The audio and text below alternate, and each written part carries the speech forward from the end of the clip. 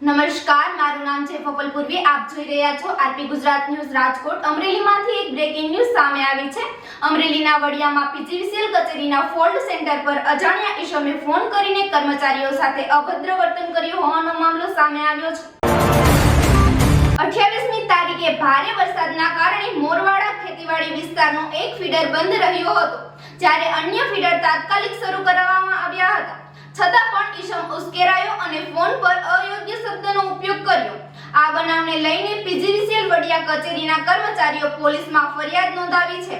અજાણ્યા mobile number પરથી phone કરનાર વિરુદ્ધ કાર્યવાહી કરવાની માંગ કરવામાં આવી છે. વધુ સમાચાર જોવા માટે જોતા રહો આરપી ગુજરાત ન્યૂઝ રાજકોટ.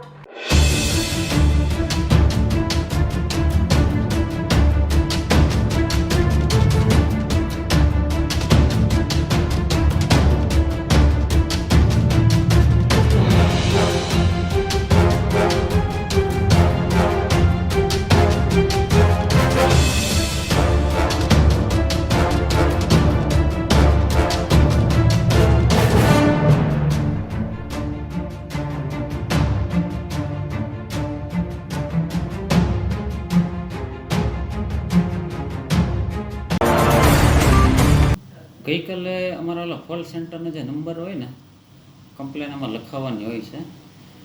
અને એ આપણે 28 તારીખે આખા ટૂંકમાં અમરેલી જિલ્લામાં બધા ટૂંકમાં સર્વત્ર વરસાદ વીજળી કડાકા ભડાકા સાથે હતો.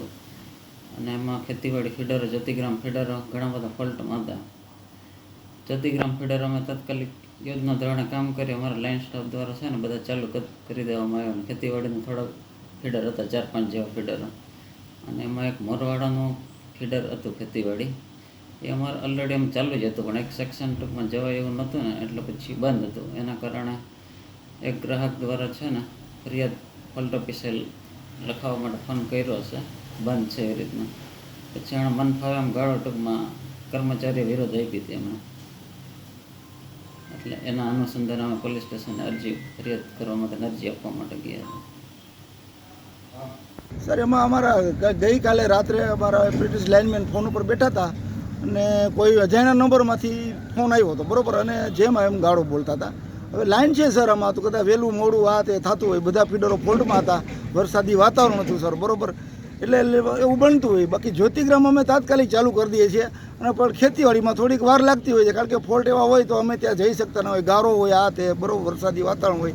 એટલે ફીડરો લગભગ અડધા થઈ ગયા હતા, અડધા બાકી હતા, અને અડધામાં વાર પણ લાગે. હવે અમુક ફોલ્ટે હોય તો સર વાર લાગતી હોય, જેથી કરીને ગાળો ન દેવી જોઈએ, રજૂઆત કરવી જોઈએ અથવા તો રિક્વેસ્ટ કરવી જોઈએ. અમે પણ સતત કામ કરતા જોઈએ છીએ લાઈન ઉપર, બરાબર. પણ આવી ગાળો ન દેવાય. ગાળોથી કોઈ એનું સોલ્યુશન થતું નથી રિયલ, ખરેખર જોઈએ તો. અમે એના માટે જ આવ્યા છીએ કે આ કોઈ ઈસમે ગાળો દીધી છે તો એના ઉપર અમે કાયદેસરની કાર્યવાહી કરી, ફરિયાદ કરવાની. તો હવે પછી આવું ફરિયાદી કોણ બનશે? ફરિયાદી અમે લાઈન સ્ટાફ આખું ટોટલી, અમે લાઈન સ્ટાફ બધા કર્મચારી બધા અમે નાયબ બધા અમે